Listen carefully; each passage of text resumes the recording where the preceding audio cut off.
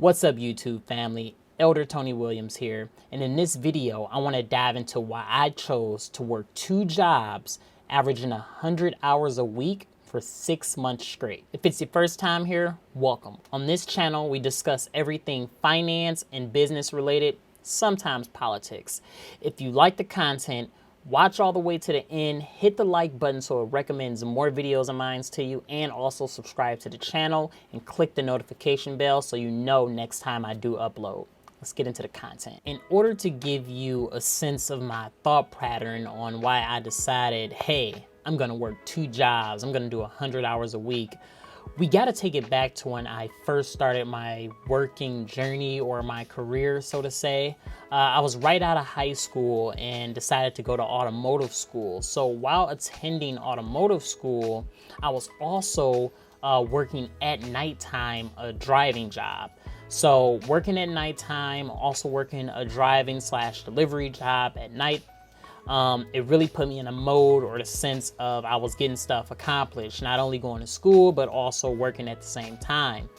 After finishing school, I went into working full time during the day and then also doing the nighttime job as well. So I really felt like I was grinding, feeling accomplished, feeling motivated. So, you know, the more you do, the easier it is to keep going and stacking on top of that. With stacking on top of, you know, already working in the morning and also working at nighttime, I was starting to save up a little bit of money. That's when I was like, hey, I'm gonna just save the extra money that I am making from my nighttime job, just live off the income that I'm making from my daytime job. I'm young, I'm like 21, I don't know, I'm 18, 21, something in that range. And then from there, that's when I started watching videos about how can I invest my money. And then that's what also got me moved over into the real estate category. So that's when I was like, all right, I'm gonna dedicate even a little bit of spare time that I do have into real estate investing. And then that's when I started purchasing rental properties with the spare income that I actually had coming in. With that extra income coming in from my rental properties, when I got up to about 4 rentals, not much income coming in at all, maybe a couple $100 a property. I mean, it's nothing, but I still decided I was going to step away from having my nighttime job and then just work automotive full time.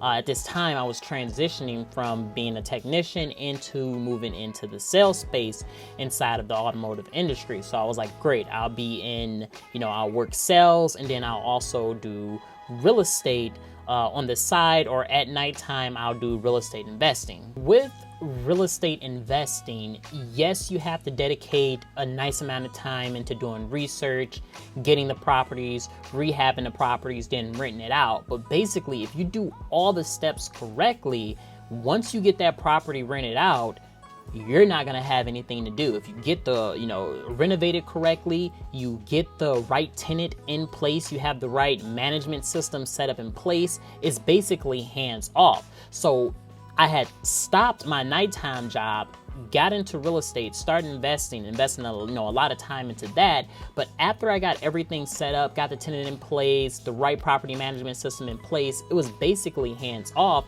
And then I still had this free time on my hands that, you know, I need to do something with it. I can't sit still. I have to actively be doing something in order to feel like I'm pushing myself to that next level or going to that next goal in life. Now, after working full time in the automotive industry, at this time I was transitioning into being a finance manager / business manager of the dealership, and also at nighttime still doing my real estate investments. Got up to about, I don't know, probably, like I say, four properties, and what do you know, here is my ADHD kicking in again, and I had the wonderful thought of, let me also get my real estate license. So here I am, full-time, transitioning from being a sales rep to being a finance / business manager, and then also having the thought of, let me get my real estate license while I'm also investing into real estate. And then this is that same thought pattern that keeps kicking in anytime I have free time inside of my schedule. What can I do to push myself to that next level? Now, I'm laying this out as just a background and a perspective of what made me get the bright idea of stepping into working 2 jobs for 100 hours a week. I'm giving you the thought patterns that I've went through, and then as you see, it's a consistent pattern of what can I do to keep pushing and grinding and going to that next level. Fast forward 2023. I'm working full time as a business manager at a luxury car dealership, anywhere from 50 to 60 hours a week. And I noticed in my schedule, I was working from about 9 a.m. to about 9-10 p.m. And this is also involved in the fluctuation between, like I say, the daytime job, the daytime career as working as a business manager, handling my real estate investments after work, and also handling real estate transactions after work as well and on the weekends. So I got this crazy idea. Hey, I'm working from 9 to about 9 every day. What if I worked at nighttime as well? Crazy idea. I'm like, man, how long can the average human stay up and not just like absolutely pass out? Researched it for about a week. Figured out if I can at least sleep an average of 4 hours a day, I'll be able to survive. Now at this point, I didn't need to work this many hours, but then again, like I tell you, everybody has their own little thing or their own little addiction. Mine is, what can I fill my schedule with? How hard can I work? So this is when I decided I am going to get a 3rd shift job. The craziest idea anyone can ever do. Absolutely insane.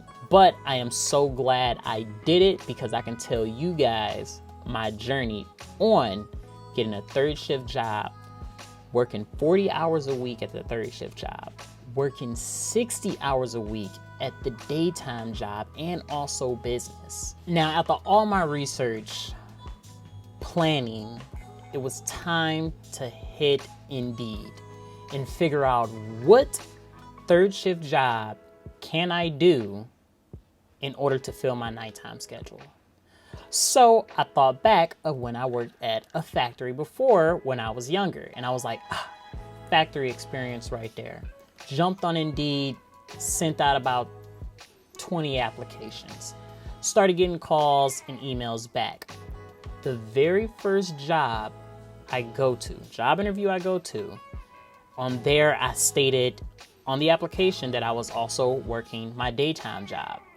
Absolutely the wrong thing to do, and I found that out very quickly after going to 2 interviews, and by me having a daytime job as well, and them finding out this dude is a business manager, finance manager at a luxury car dealership, making great money. Why is he trying to work at nighttime? That was what you should have seen the faces. Their thought is like, this guy's crazy. So that didn't go well. Went back home, edited the resume, figured out that I could not include that I was working daytime at all. I had to make sure they thought that was my only job. That was the only thing that I was going to do. So edited the resume, sent it back out, few more applications in, got an interview. Aced the interview, went in, they were like, hey, you can start next week. The joy. I was ready then. This was the plan. I was going to go full time with 2 jobs. Now, in order to go full time with 2 jobs and not go absolutely crazy or hurt yourself, you have to have your sleep schedule down to the minute. And that's something I did have. So for examples, just so you know, on Sundays, that's when I slept up until it was 10 p.m. I had to be at work at the third shift job all the way to 6 a.m. Then from 6 a.m. to 9 p.m., that's when you showered and you slept. That's when I was showering, sleeping, getting as much sleep as possible, even sleeping in the car if I had to. And then from 9 a.m. to 8 p.m., that is when I worked my day job. Now, after that time, right after it hit 8 p.m., I knew I had to be into the nighttime job at 10 p.m. So that's when shower, sleep, repeat, rinse and repeat all the way through the week. Now, I was lucky because on Wednesdays, I was off on my daytime job. That's when I used that time for real estate investments, real estate transactions as well. Because again, remember, I had my real estate license just going crazy, doing way too much. And then that's also when I got my sleep in. So Wednesdays was the day where I was able to work in the real estate field and also get sleep in to finish off the balance of the week. Now, with all of that work, you definitely want to have a day to yourself. I didn't have a full day to myself, but when I got off of my daytime job at 5 p.m. on Saturdays, that's when I'll use those Saturdays, Sunday mornings in order to be able to have basically time to myself or free time and enjoy that time out before on Sunday night I rinsed and repeated and started everything all over again. Now, after doing 6 months at a factory for my third shift job, I felt it was time for me to call it quits. I did the experiment. I've pushed myself to the limit. I've worked myself tirelessly. I'm talking about like where I'm so tired, I'm hallucinating sometimes at nighttime. Like it's really to that extent how hard I was actually pushing myself to work. And you'll be surprised down to it after looking at how much I got paid for my third shift job. After 6 months, it was nothing. It was nothing in compared to what I can do with my real estate and also my daytime job as well.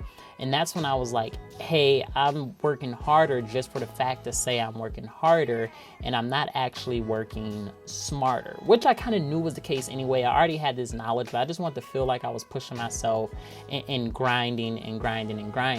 But I must say, working at the job is not the same as working for results.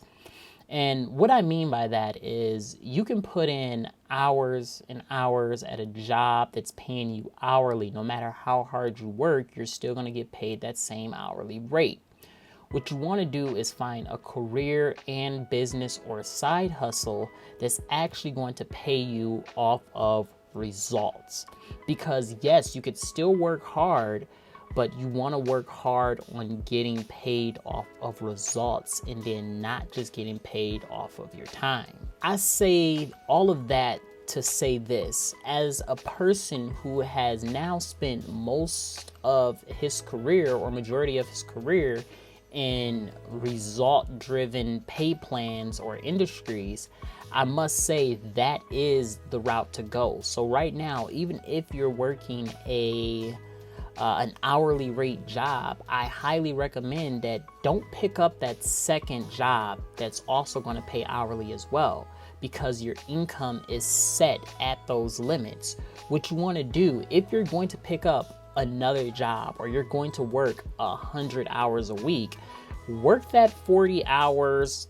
Average person works 40 hours. Work that 40 to 50 hours on your daytime job or your normal job, but spend that extra time working in a business or working on your business or working inside of an industry that's going to be results driven.